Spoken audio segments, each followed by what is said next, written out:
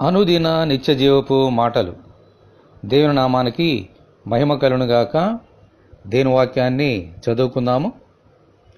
తేజోవాసులైన పరిశుద్ధుల స్వాస్థ్యములో పాలివారమగుటకు మనలను పాత్రులుగా చేసిన తండ్రికి మీరు కృతజ్ఞతాస్తుతులు చెల్లింపవలనియు దేవుని బతిమాలుచున్నాము.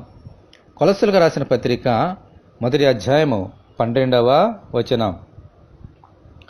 పరిశుద్ధ దేవుని యొక్క నివాస స్థలము పరలోకము. దేవుడు తేజోమయుడే ఉన్నారు. అక్కడ ఆయనతో పాటు ఉన్నవారంతా అనగా శరాపులు, కెరూబులు, 24 పెద్దలు, దేవదూతలు, ప్రధాన దూతలు, వీరంతా పరిశుద్ధులు. ఆమేన్. మరియు అబ్రహాము, ఇస్సాకు, యాకోబు, దావీదు మొదలైన పితరులు, ప్రవక్తలు, భక్తులు అందరూ వారితో పాటు ఆ స్వాస్థ్యమునకు పాలిభాగస్థులు. ఆమేన్.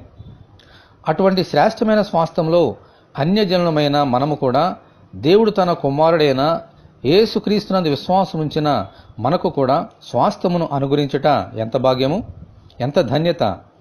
దేవునికి మహిమ కలుగునుగాక. ఆమేన్. మనము ఏమి చేసి ఆయన రుణమును తీర్చుకోగలము?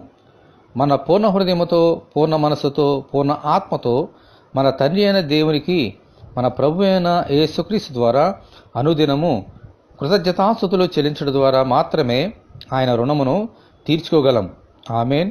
హల్లెలూయా. ఇటువంటి కృప కొరకు మనమందరము దేవుని ప్రార్థన చేసుకుందాము.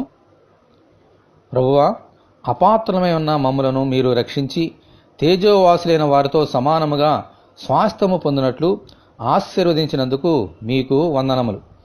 మా జీవితకాలమంతయు ఆ మేలును మరిచిపోక మీకు కృతజ్ఞతాస్తుతులు చెల్లించినట్లు అనుగ్రహించమని ప్రభువైన యేసుక్రీస్తు ద్వారా ప్రార్థన చేయుచున్నాము తండ్రి. ఆమేన్. ప్రభువైన యేసుక్రీస్తు కృప మనకందరికీ తోడే ఉండి నడిపించునుగాక. ఆమేన్. పరిశుద్ధ దేవుని మందిరం.